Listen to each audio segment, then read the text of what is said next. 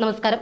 വംശീയ അധിക്ഷേപം നടത്തിയെന്നാരോപിച്ച് കലാമണ്ഡലം സത്യഭാമയ്ക്കെതിരെ RLV രാമകൃഷ്ണൻ പോലീസിൽ പരാതി നൽകി. സത്യഭാമ RLV രാമകൃഷ്ണനെ അപകീർത്തിപ്പെടുത്താൻ ശ്രമിച്ചുവെന്നും ഈ പരാമർശം മൂലം തനിക്ക് മാനസിക വിഷമം ഉണ്ടായി എന്നും ആരോപിച്ചാണ് ചാലക്കുടി ഡിവൈഎസ്പിക്ക് RLV രാമകൃഷ്ണൻ പരാതി നൽകിയത്.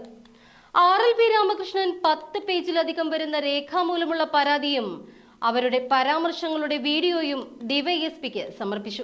സംഭവം നടന്നത് തിരുവനന്തപുരത്തായതിനാൽ തന്നെ ഈ പരാതി വഞ്ചിയൂർ പോലീസിലേക്ക് മാറ്റി. കറുത്ത വർഗ്ഗക്കാർ മോഹിനിയാട്ടം കളിക്കാൻ യോഗ്യരല്ല എന്നും RLV രാമകൃഷ്ണന്റെ രൂപത്തെ കാക്കയോട് തുല്യമായി ഉപമിച്ചും കലാമണ്ഡലം സത്യഭാമ മോശം പരാമർശം നടത്തിയെന്ന വാർത്തയാണ് വിവാദമായത്.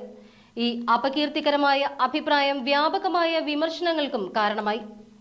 വിവിധ സാമൂഹിക സാംസ്കാരിക മേഖലകളിൽ നിന്ന് RLV രാമകൃഷ്ണനെ പിന്തുണച്ചുകൊണ്ട് നിരവധി പേർ രംഗത്തെത്തി.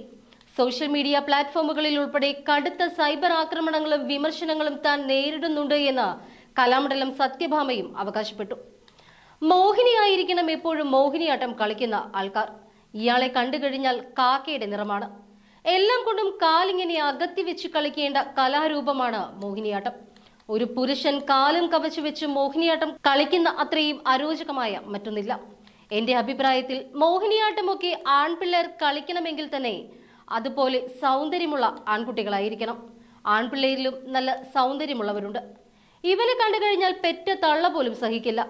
ഇങ്ങനെയായിരുന്നു സത്യഭാമ അഭിമുഖത്തിൽ പറഞ്ഞത്. എന്തായാലും കലാമണ്ഡലം സത്യഭാമയുടെ പരാമർശങ്ങൾക്കെതിരായ പ്രതിഷേധത്തെ തുടർന്ന് RLV രാമകൃഷ്ണൻ തന്റെ മോഹിനിയാട്ടം കഴിവുകൾ പ്രകടിപ്പിക്കാൻ സംസ്ഥാനത്തുടനീളം നിരവധി വേദികൾ അനുവദിച്ചു.